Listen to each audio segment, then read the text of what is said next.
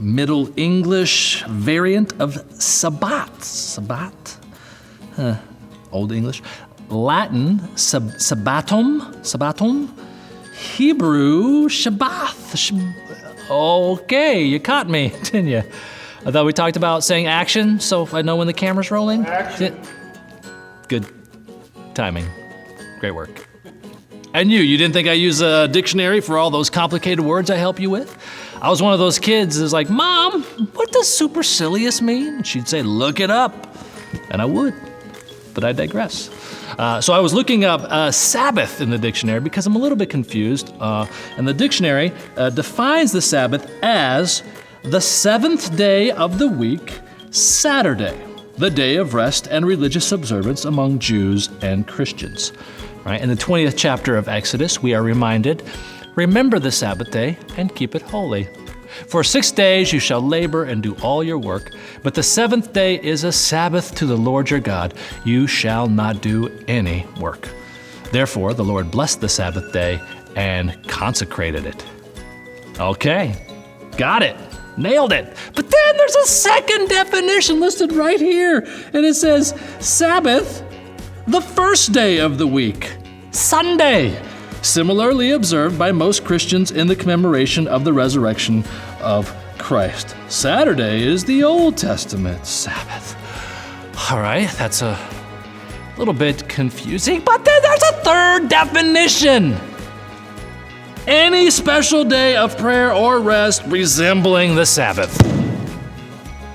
That, my friends, is why we are talking about the Sabbath on this episode of Chuck Knows Church.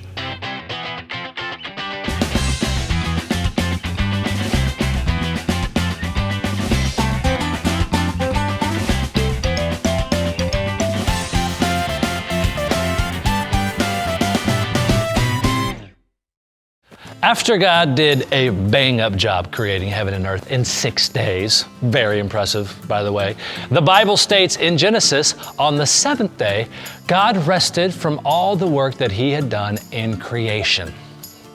The noun form of the verb to rest is Shabbat, the Hebrew name for the Sabbath day. Shabbat. Therefore, we observe the Sabbath as a day of rest among Jews and Christians alike, with its roots firmly planted in creation itself. And in the Ten Commandments, it's very explicit about keeping the Sabbath. In Christianity, the idea of using the Sabbath for remembering the resurrection of Jesus, which was on a Sunday, led to designating the first day of the week as the Sabbath day of rest. But we also need to remember this. Jesus did not preach blind allegiance to observing the Sabbath. So Jews, according to the Old Testament, observe the seventh day, Saturday, and most Christians tend to recognize Sunday, the first day of the week, as the Sabbath. Hey, do you think that has anything to do with why we go to church on Sunday? Yeah. Sounds to me like another episode of Chuck Knows Church, because we are all out of time on this one. So there you go. Plus, I still think the supercilious just means to act, super silly. Maybe I should start my own dictionary, huh? Chuckster's dictionary. Has a ring to it. If you'd like to know more about the Sabbath, be sure to ask your pastor. Tell them Chuck sent you.